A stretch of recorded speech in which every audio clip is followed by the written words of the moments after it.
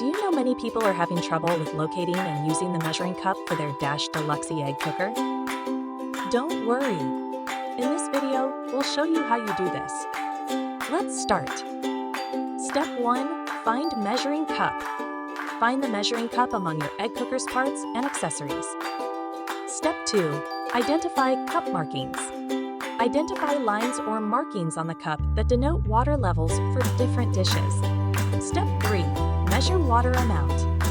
Use the cup to measure required water for your recipe and fill it to the indicated line. Step 4. Pour water in. Pour the measured water from the cup onto the heating plate before setting up your cooking trays. Step 5. Prepare different dishes. Use the cup's indicators to prepare dishes like frittatas or poached eggs. Step 6. Store measuring cup. Store the measuring cup with the egg cooker for easy access next time. By following these steps, you'll have no trouble locating and using your Dash Deluxe egg cooker's measuring cup for any recipe. Still need help? Visit our website for the complete manual. There you will also find questions and answers from other Dash users. Did you find this video helpful?